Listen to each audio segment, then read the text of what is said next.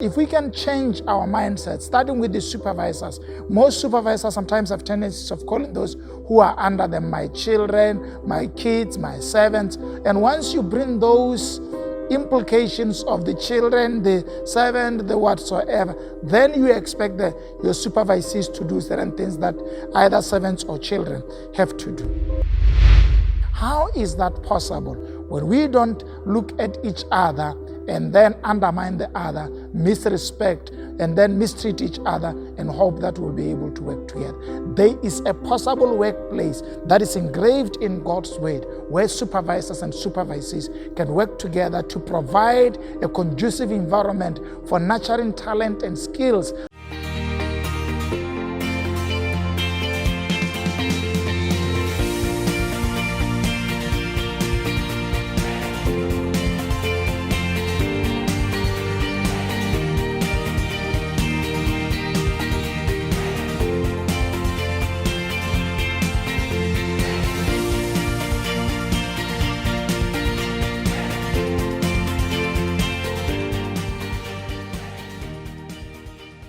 Hello and welcome to Expansion Revolution Nuggets. Thank you so much for joining me today. I want to continue my discussion on the supervisor-supervisee conflict. And today I want to detail how each of the perception of each of these two types of people that are involved in influences how they fight or how they support each other. Most of the time, this conflict has also been labeled as the enemy-servant conflict. Enemy-servant conflict, meaning that those who are supervisees, most of the time they look at their supervisors and they see an enemy.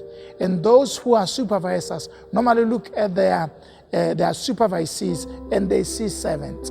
And what is at war in this conflict is actually the enemy and the servant. Yeah, so what is actually at conflict here is the enemy and the servant. But now, you see, you don't want the master who becomes the enemy of the servant, and the servant who eventually looks at his master and sees an enemy. So this is a perception issue.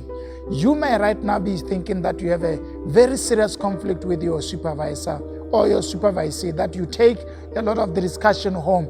You don't, maybe the name of your supervisor or your supervisee, it's even more common in your household, because in your perception, he's a big enemy, or in your perception, he's a big stubborn servant. Should we be thinking about enemies and servanthood at the workplace? Actually, no.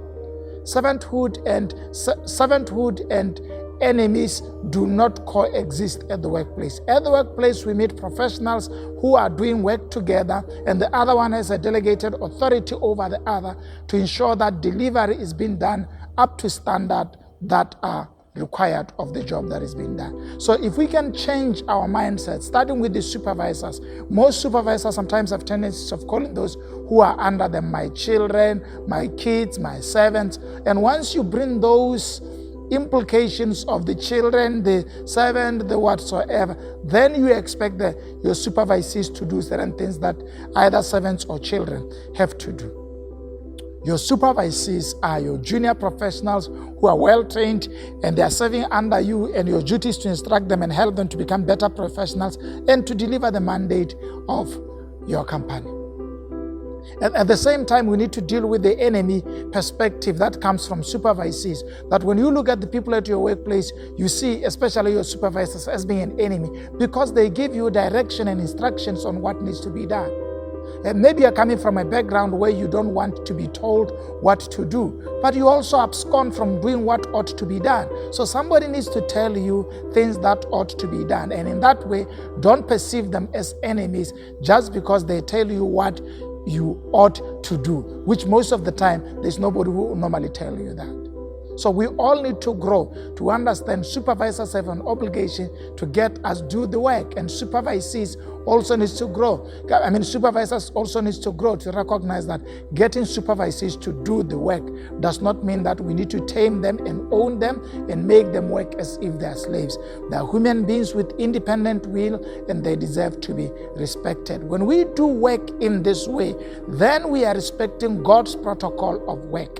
And then the world of work begins to work for our health, work for our prosperity, and work for our enjoyment. Most people are bitter about their workplace. Most people cannot be friends with their supervisors and their supervisee. But it is possible for a supervisor and a supervisee to be friends, to collaborate, to complement each other, and to work towards a common good together. How is that possible? When we change our mindsets and our perception of each other and stop seeing enemy and servants and see colleagues who are functioning at different level of expertise and experience. And their coming together is important because the one can see what the other cannot see.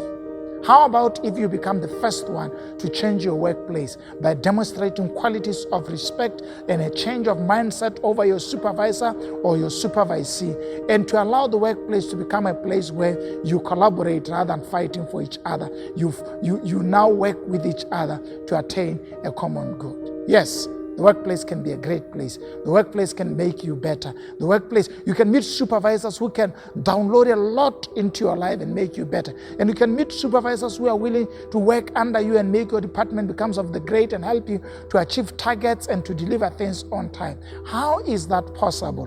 When we don't look at each other and then undermine the other, misrespect, and then mistreat each other and hope that we'll be able to work together. There is a possible workplace that is engraved in God's word where supervisors and supervisees can work together to provide a conducive environment for nurturing talent and skills, and also to provide a conducive environment of mentoring where those who know and are well experienced develops the young. That happens when we change from the secular, traditional understanding of the enemy, the servant perspective of supervisor, supervisee. Your supervisor exists to make your life and your experience at the workplace better. You exist as a supervisee to make the work of your supervisor much more better and for better results to be accessed.